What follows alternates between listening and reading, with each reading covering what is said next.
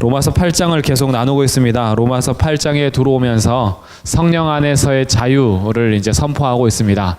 그리스도 예수 안에서 복음에 합당한 자들, 그리고 복음 안으로 들어온 자들, 이제 그들에게는 더 이상 결코 정죄함이 없다. 왜냐하면 죄와 사망의 그 법 아래 있던 우리들을 성령께서 해방시키시고 생명의 성령의 법이 너를 해방하였기 때문에, 이 생명의 성령의 법은 복음이죠. 예수 그리스도를 믿음으로 말미암아 이제는 성령의 법 아래에서 우리는 정죄당하지 않고 자유함을 얻고 있습니다. 그런 자유함 가운데 이제 우리들이 나타나는 동안에, 이 땅을 사는 동안에 이미 하나님의 자녀요, 이미 천국 백성이요, 이미 구원 받았으나 아직 이 땅을 살아가는 육신의 몸을 가진 자로서 육신이 연약한 것이 드러나고, 때로는 우리가 성령을 늘 쫓아 행하기보다는 육신에게 져서 넘어질 때도 있고, 이런 탄식함 가운데 이제 우리가 있지만, 그러나 우리가 분명히 알아야 될 것은 우리는 이미 하나님의 자녀요, 주님을 우리는 아빠 아버지라 부르는 자들이요, 성령께서 우리 안에서 자녀인 것을 친히 증언하시며 그뿐 아니라 그리스도와 함께 상속자가 되었다라는 것이 17절까지의 말씀입니다. 그래서 이제 우리의 신분이 완전 바뀌었다라는 거예요. 신분이 하나님의 자녀, 이것은 우리만 확증하는 것이 아니라 우리 안에 성령께서 친히 더불어 확증하면서 내 안에서 도무지 거부할 수 없는 하나님의 자녀인 것을 거부할 수 없는 이 마음, 이것이 바로 성령께서 우리 가운데 인치시는 그 마음이라는 거죠. 그리고 이제 그리스도의 후사, 그리스도와 함께한 상속자로서 우리가 살아가는데, 근데 문제는 뭐냐? 17절 말씀 같이 한번 읽어보겠습니다. 17절 시작. 자녀임은 또한 상속자 곧 하나님의 상속자요 그리스도와 함께한 상속자니 우리가 그와 함께 영광을 받기 위하여 고난도 함께 받아야 할 것이니라. 아멘. 그리스도와 함께한 상속자인데, 이 상속자가 영광을 받기 위해서 또 같이 받아야 할 게 있다는 거죠. 그것이 고난입니다. 이 고난도 같이 받아야 되는 삶이 남아있는 거죠. 근데 고난 좋아하는 사람이 없어요. 그래서 우리에게 문제가 돼요. 상속자라는 개념을 따왔습니다.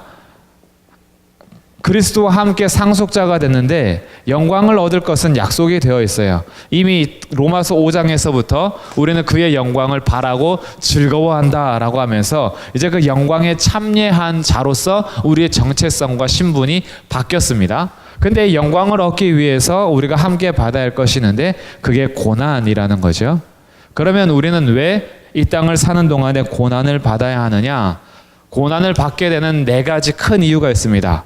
첫 번째는 우리가 아담 이후를 살기 때문에 타락의 결과로 이 땅이 고난, 탄식함이 있어요. 그래서 우리가 아무리 잘못하지 않고 똑바로 살아도, 올바르게 살아도 우리는 고난을 당하게 됩니다. 이미 이 땅이 타락의 결과, 살아가는 엉클어진 세상이기 때문에. 운전할 때 마찬가지죠. 나만 잘한다고 사고가 안 나나요? 그렇지 않죠? 옆에서 훅 들어와 버리면 나는 똑바로 가는데 옆에 들어온 결과로 나도 같이 다치는 거죠. 사고가 나는 거죠. 이 땅에서 내가 올바르게 산다라고 해서 고난을 안 당하는 게 아닌 것은 세상이 엉클어져 있기 때문에 그렇습니다. 그렇기 때문에 우리는 첫 번째, 고난의 이유가 있어요. 타락의 결과로 이 땅이 엉클어져 있기 때문에 우리는 고난을 당합니다. 그래서 첫 번째 이유는 타락 결과예요. 타락의 결과. 두 번째, 우리가 고난 당하는 이유는 우리가 육신을 가지고 있는 연약함이 있기 때문에 고난을 당합니다. 우리가 만약에 육신을 벗어 던지면 더 이상 고난을 당하지 않아요. 이젠 더 이상 고난도 없고 고통도 없고 눈물도 없는 그곳이 준비되어 있어요. 그러나 우리 육신이 연약하기 때문에 고난이 따르고 고통이 온다라는 거죠. 세 번째 이유는 믿음, 복음과 믿음 때문에 그렇습니다. 예수님을 믿는 자들은 이 땅에서 고난을 당하게 되어 있어요. 왜냐하면 세상이 예수님을 미워하니까 예수님을 따라가는 자들도 미워합니다. 주인이 달라요. 우리 사는 가치관이 완전 달라요. 예수님을 따라가는 자들의 삶이 있는데 예수님을 따라가는 자들의 삶을 세상이 박수 쳐주고 존귀 여기는 것이 아니라 오히려 대적자로 여깁니다. 살아가는 삶의 스타일이 다르니까. 그래서 복음 때문에 고난을 받습니다. 네 번째는 하나님께서 때로는 우리 가운데 시험을 통하여 연단하시기 때문에 고난을 받아요.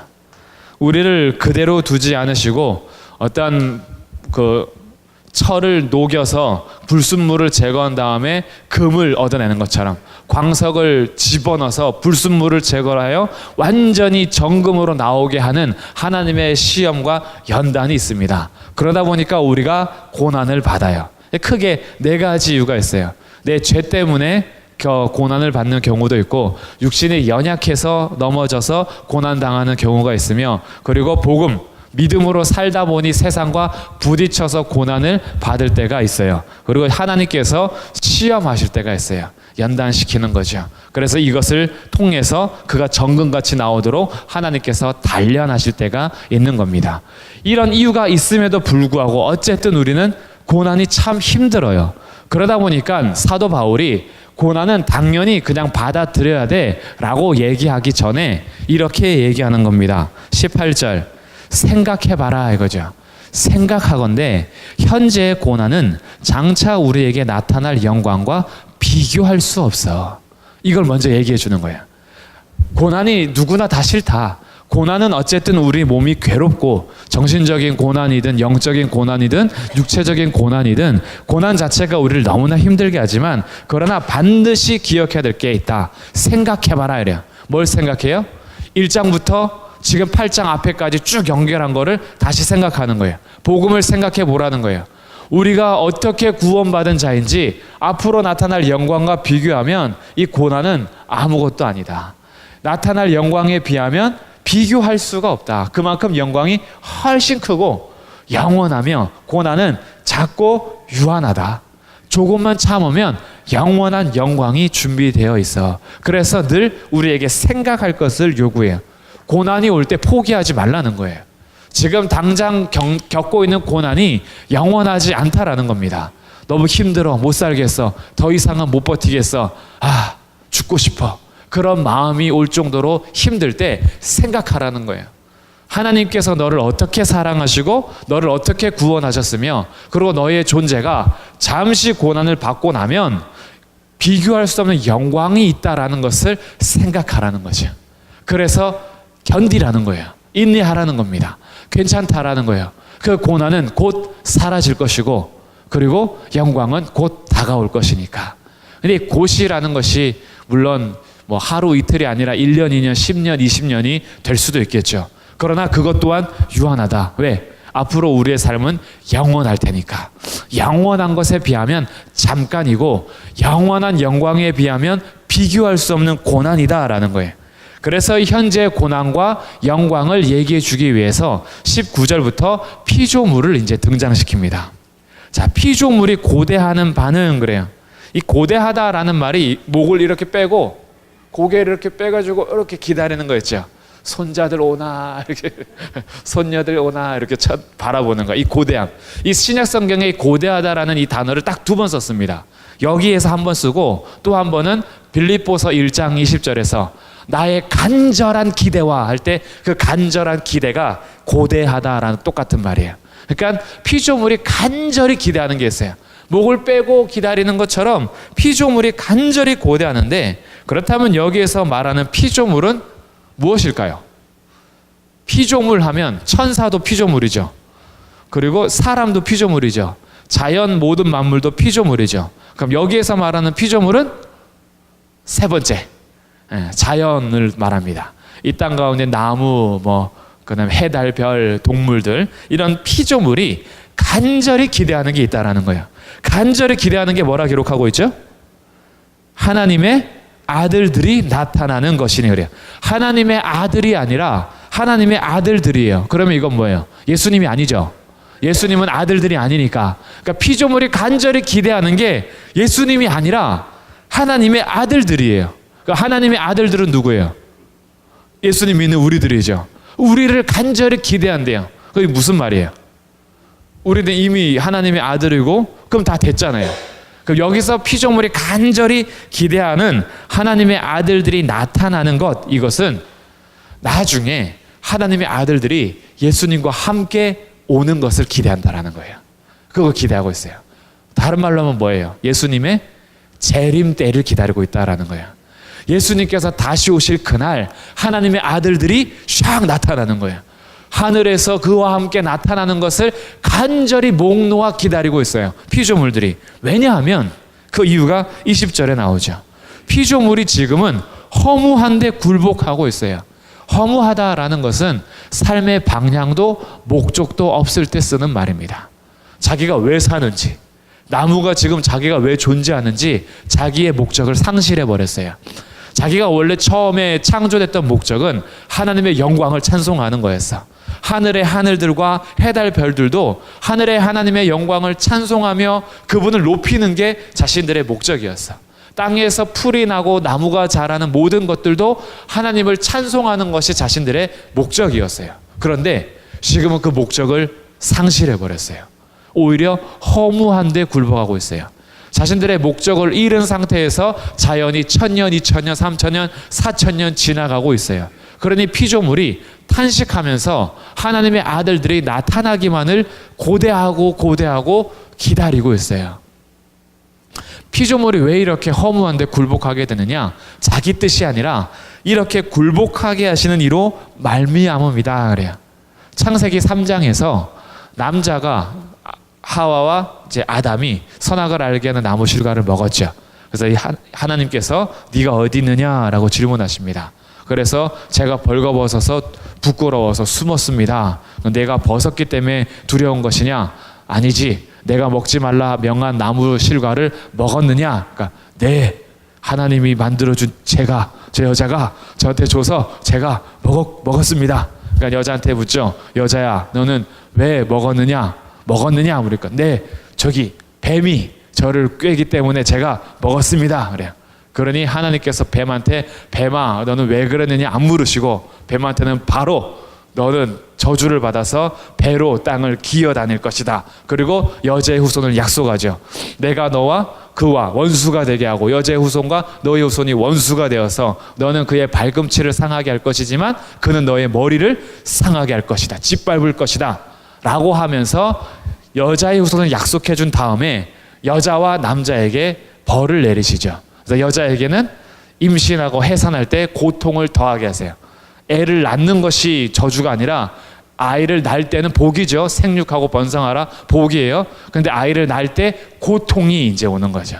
고통을 당할 때마다 우리가 죄의 결과로 얻었다라는 것을 알게 돼요. 그러니까 남자한테는 벌을 뭐 줬느냐? 땅을 수고하는데 예전에는 뿌린 대로 거두었지만 이제는 땅이 너로 말미암아 가시와 엉겅퀴를 냈다 그래요. 땅이 누구 때문에요? 너로 말미암아. 아담의 죄 때문에 만물을 다스리고 피조물을 다스려야 할 사람이 죄를 지니까 땅이 저주를 받았어요. 피조물이 허무한데 굴복하는 것은 자기 뜻이 아니라 자기를 돌보고 지켜줘야 할 남자가 사람이 지켜주지를 못하다 보니 피조물이 굴복해버린 겁니다. 뒤집어진 거예요. 그러다 보니 그때부터 지금까지 피조물이 간절히 바라는 것은 예수님이 다시 오셔서 마지막 공의를 이루시는 것, 그것을 간절히 바라고 있어요. 그 표현이 바로 하나님의 아들들이 나타나는 날을 기다리고 있다는 거죠. 그래서 21절 같이 한번 읽어보겠습니다. 시작. 그 바라는 것은 피조물도 썩어짐의 종노릇한 데서 해방되어 하나님의 자녀들의 영광의 자유에 이르는 것이니라. 아멘. 그 간절히 바라는 게 자신들이 썩어지는 이 땅에서 종노릇하다가 끝나지 않고 싶은 거예요. 자신들도 해방되길 원하는 겁니다. 우리가 죄에서 해방되는 것처럼 썩어짐에서 해방되는 것을 피조물도 간절히 원하고 있어요. 그래서 하나님의 자녀들의 영광의 자유에 이르는 것이다 그래요. 영광의 자유, 이것이 주님 다시 오셨을 때 이제는 완전한 몸을 입고 자유를 얻는 것을 말해요. 지금 우리 영혼의 자유를 말하는 게 아닙니다. 우리의 영혼의 자유는 우리 육체의 몸 때문에 지배를 당할 때가 있죠. 내 영혼은 진짜 자유로운데 이 육체가 너무나 괴롭고 힘들고 정말 내 영혼의 마음 같아서는 내가 정말 기도하기를 원하나 육신이 연약하여서 기도하지 못할 때가 있죠. 다리가 아프고 머리가 아프고 온몸이 쑤시고 그러다 보니까 나는 간절히 주의 성전을 사모하는데 이 몸이 말을 듣지 않을 때가 있어요. 내 영혼은 자유롭지만 아직 영광의 자유에는 이르지 못한 거예요. 여기서 뭐라 그래요? 영광의 자유예요. 영광의 자유는 몸과 영혼이 다 자유를 얻은 완전한 때를 말하는 겁니다. 피조물이 하나님의 아들들이 영광의 자유에 이르는 것처럼 자신들도 썩어짐의 종노릇한 데서 해방되길 바라는 거예요. 그럼 갑자기 피조물 얘기가 왜 나왔어요? 이게 18절 때문에 나온 거예요. 지금 이 얘기하는 겁니다.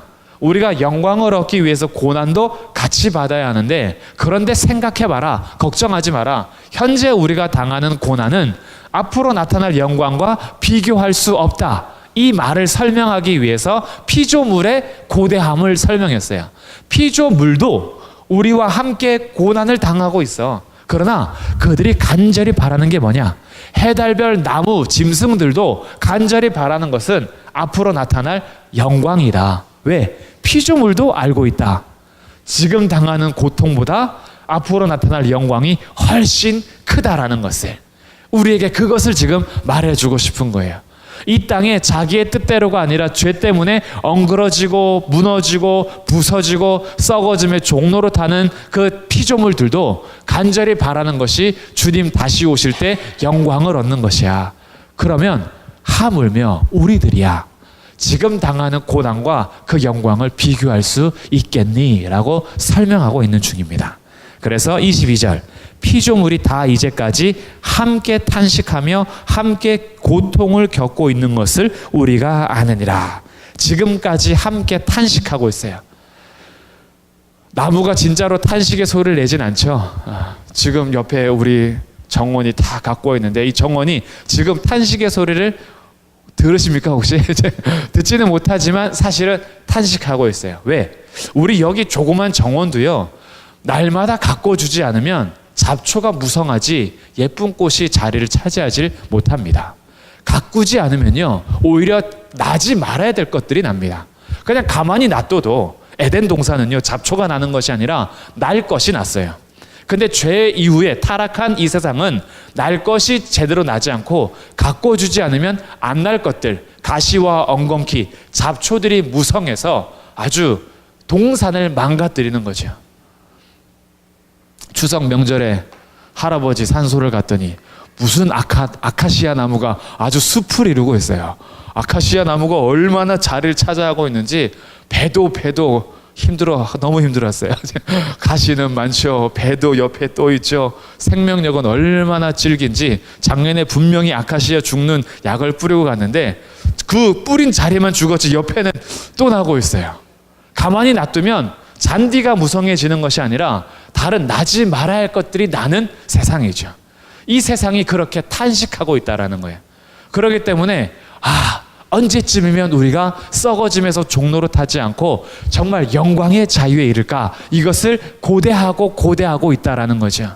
그렇게 탄식하는 그들은 소망 없는 탄식이 아니라 소망을 가진 탄식이라는 거예요. 무슨 탄식이냐?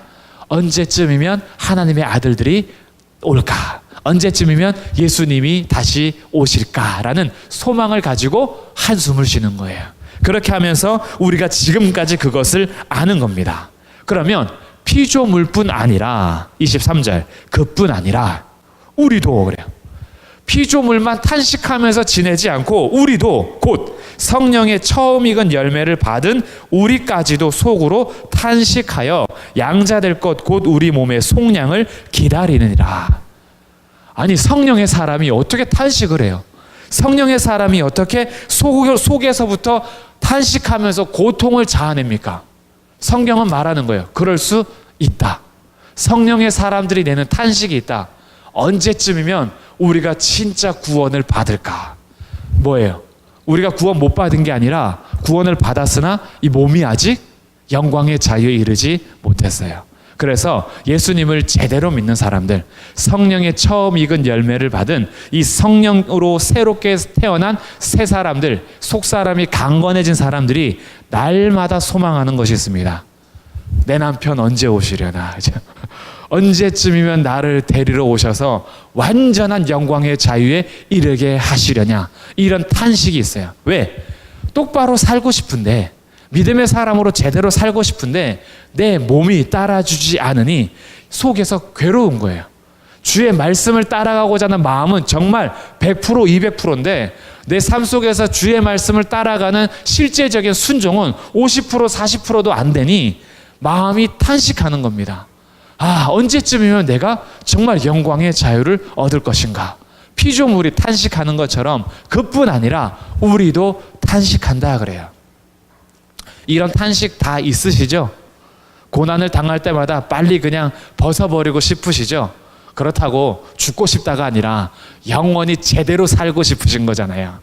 그냥 죽으면 끝이지가 아니라 정말 그 영광의 나라에서 눈물도 없고 고통도 없고 한숨도 없고 죄도 짓지 않는 영원한 그것을 소망하면서 탄식함이 있지 않습니까? 우리 안에 정말 그런 게 있어요. 정말 하나님만을 온전히 예배하고 싶어요. 생계 걱정 안 했으면 좋겠어요. 무엇을 먹을까, 무엇을 입을까, 무엇을 마실까, 누가 이런 거 염려하면서 살고 싶어요. 근데 당장 먹을 게 없는데 어떻게 해요? 당장 입을 게 없는데 어떻게 해요? 내가 일하지 않고 손 놓으면 가정 생계가 위험한데 어떻게 한숨을 안 질 수가 있어요? 그러니 이 땅 가운데 주어진 삶을 열심히 살면서도 우리의 소망이 이 땅에 가지 않고 성령으로 거듭난 사람은 수고하되 소망을 저 위에 두는 거예요. 그러니 탄식이 나오는 겁니다. 주님 언제 오시렵니까? 밭에서 곡괭이질하면서 언제 오시렵니까? 내가 분명히 이거 갈다 보면 주님 오실 터인데 언제쯤 오시렵니까? 땀을 흘리면서 땀 닦으면서 때로는 고통 가운데 손에 굳은 살이 다 배기고 다리가 아파서 뼈가 으스러지는데 그래도 포기하지 못하고 내 마음은 너무 힘들고 고통스러우나 열심히 수고하는 가운데 주님 언제 오시렵니까? 이런 탄식이 우리 가운데 있다라는 거예요. 그래서 23절 끝에 양자 될 것 곧 우리 몸의 속량을 기다리느니라 그래요. 완전히 구원할 그 영광의 나라, 그 영광의 날, 이제 육신도 완전한 부활을 입어서 다시는 죄짓지 않는 몸으로, 다시는 아프지 않는 몸으로 정말 완전한 부활체로 다시 우리가 태어날 것을, 다시 변화될 것을 기다리는 거죠. 곧 그렇게 되실 겁니다. 이제 더 이상 아픔이 없는 육신을 입게 될 것입니다. 주님 다시 오실 그날 무덤에 있는 자들은 우리보다 먼저 일어나서 몸의 부활을 이루어 예수님 곁에 있을 터이고 예수님 오실 때 산 자들은 몸이 변화돼서 예수님 곁으로 가게 될 것입니다. 그때는요 미스 코리아가 부럽지 않습니다. 그땐 더 이상 화장하지 않아도 괜찮습니다. 기미 주근깨요, 성령 수술이요, 소역 다 필요 없어요. 그때 그 영광의 몸은요 우리가 상상할 수 있는 그 이상입니다. 도무지 상상할 수 없는 몸으로 반드시 몸의 부활이 올 것입니다. 그것을 기다리는 거예요. 언제쯤이면 내가 완전해질 수 있을까? 이렇게 주의 백성들이 지금 당하는 고난은 잠깐이고 앞으로 나타날 영광을 생각해봐라. 비교할 수 없다라고 얘기해 주는 거예요. 그래서 24절 우리가 소망으로 구원을 얻었음에 보이는 소망이 아니니 보는 것을 누가 바라리요. 만일 우리가 보지 못하는 것을 바라면 참음으로 기다릴지니라. 눈에 보이는 것으로 판단하지 말라는 거예요. 눈앞에 보이는 것이 소망이 아니다 이거예요. 우리는 보이지 않는 것을 소망하는 거예요. 보이지 않는 영광의 나라, 보이지 않는 하나님의 나라, 보이지 않으시는 그 하나님을 우리가 소망하고 있어요. 근데 믿음의 백성들이 이 땅을 사는 동안에 소망이 보이는 것으로 바뀌어버리면 내 눈앞에 나타나지 않는 것 때문에 실망하고 좌절하고 낙심하게 돼요. 주님 보여달라 이거죠. 주님 너무 힘드니까 통장에 잔액을 채워달라 이거죠. 내가 넣으면 불어나게 좀 보여달라는 거예요. 내가 건강하게 주님께서 고쳐달라는 거죠. 내가 흰머리가 나는데 빨리 검은 머리 나도록 주님께서 바꿔달라는 거예요. 보이는 것에 소망을 두기 시작합니다. 보이는 변화에 내 마음을 두기 시작하면 1년은 참을 수 있어요. 2년 참을 수 있습니다. 그 똑같은 것이요 10년이 가면요 버틸 사람이 없어요. 하나님 왜 안 고쳐주십니까 이거죠. 왜 하나님 안 바꿔주십니까? 제가 지금 10년째 기도하고 있는데 왜 변화되는 게 없습니까? 오히려 왜 세상은 점점 더 나빠지나요? 우리는 한탄이 더 나올 거예요. 그러다 보면 실망하게 되죠. 근데 우리의 소망은요 그 보이는 게 아니에요. 보이는 것은 하나님께서 때를 따라서 돕는 은혜를 주시면서 주실 때도 있고 안 주실 때도 있어요. 그것은 영원한 게 아니에요. 그러나 우리의 영원한 것은요 보이지 않는 겁니다. 하나님의 나라는 영원히 우리에게 상속이 될 것입니다. 영원하신 하나님은 늘 우리와 함께 계실 겁니다. 내가 흰머리 날 때도요, 날 버리지 않으세요. 하나님은요, 우리가 약하다고 버리지 않으세요. 기능적으로 쓸모가 없다고 평가하지 않으십니다. 하나님께서는 그 모습 그대로 사랑하시고, 내 딸이기 때문에, 내 아들이기 때문에 너가 기능적으로 뭘 해서가 아니라 난 너의 아버지로서 너를 그대로 사랑하고 그대로 함께 하세요. 사업이 망했다라고 해서 함께 하지 않는 게 아닙니다. 사업은 망할 수 있으나 함께하는 하나님은 변하지 않으십니다. 건강은 잃을 수 있으나 건강을 잃었다고 하나님이 날 버린 건 아니에요. 건강을 잃어도 하나님은 여전히 그와 함께 하십니다. 내가 부할 때에든지 가난할 때에든지 잘 나갈 때에든지 못 나갈 때에든지 하나님의 함께 하심은 변함이 없습니다. 이게 보이지 않는 우리의 소망이에요. 그렇기 때문에 눈에 보이는 것으로 판단하지 말고 보이는 것을 누가 바라겠느냐. 보이는 것은 확인하는 거죠. 우리가 바라는 것은 보이지 않는 거예요. 근데 그 보이지 않는 것이 반드시 보일 날이 올 것입니다. 우리는 그 나라를 사모하며 기다리는 거예요. 근데 여기에서 끝나지 않습니다. 우리가 피조물이 고난을 당하면서도 영광을 지금 기다리고 있고, 우리들도 앞으로 나타날 영광이 고난과 비교할 수 없어서 그 나라를 소망하고 있어요. 그러나 보이지 않기 때문에 우리는 어때요? 때로는 절망이 돼요. 낙심이 돼요. 지치죠. 그래서 연약한 우리를 도우시는 분이 있다라는 거예요. 26절 우리 같이 한번 읽어보겠습니다. 시작. 이와 같이 성령도 우리의 연약함을 도우시나니 우리는 마땅히 기도할 바를 알지 못하나 오직 성령이 말할 수 없는 탄식으로 우리를 위하여 친히 간구하시느니라. 아멘. 우리는 연약해서 때로는 절망하고 알고는 있지만 때로는 우리 좌절하고 힘들어서 포기하고 싶고 누워있고 싶고 아무것도 하기 싫을 때 그 연약함을 성령도 아신다라는 거예요. 때로는요, 쉬고 싶을 때 푹 쉬십시오. 기도가 안 되실 때요, 그냥 기도 좀 쉬세요. 그러나 놓치지 말아야 될 게 있어요. 우리를 위해서 누군가는 기도하고 있어요. 그러면 다시 일어날 수 있어요.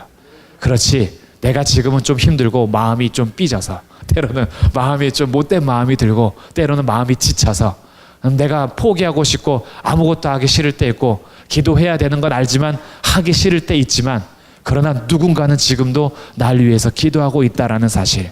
근데 주변을 둘러보니 아무도 없나요 혹시? 아무도 나를 위해서 기도해 주는 이가 없는 것 같아요. 성경이 약속하시는 분이 있습니다. 성령께서는 반드시 우리를 위하여 친히 간구하십니다. 이거보다 더 큰 간구가 어디 있어요?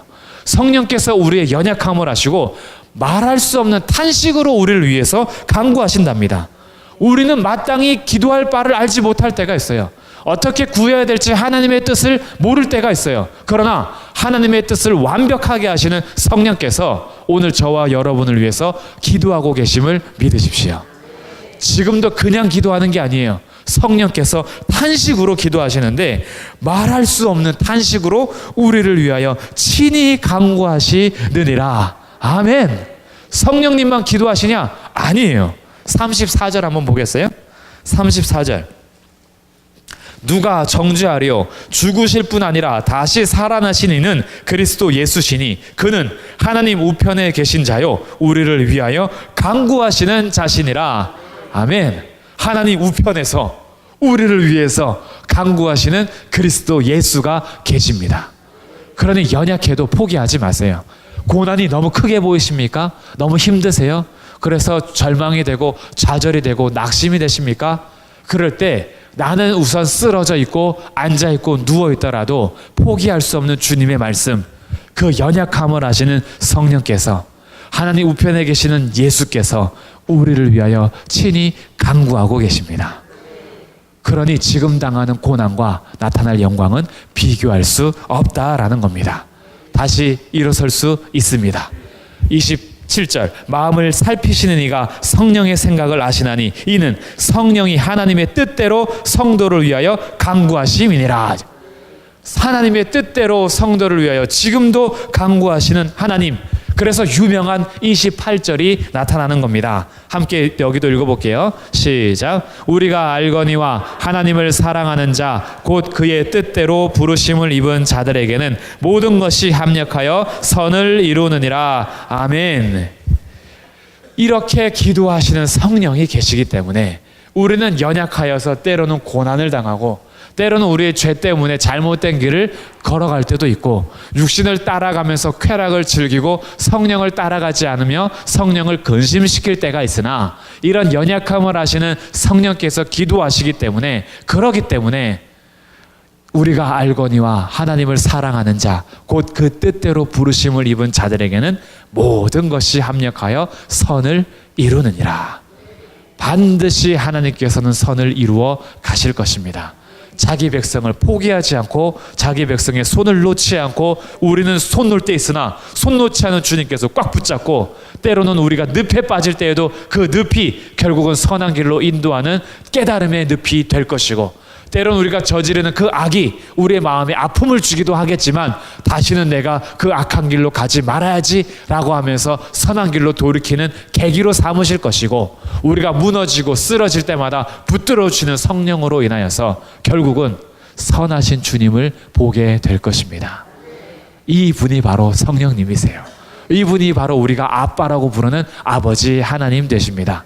그러니 고난 때문에 포기하지 마시고 고난 때문에 내가 더 이상 못 해먹겠다 그러지 마시고 고난과 비교할 수 없는 영광이 있다라는 것을 아시고 영광을 바라볼 힘이 없을 때 도우시는 성령이 계시다라는 것을 믿으시면서 오늘도 우리에게 주신 영광의 길을 힘차게 걸어가실 수 있는 복된 성도의 삶이 되기를 주님의 이름으로 축복합니다.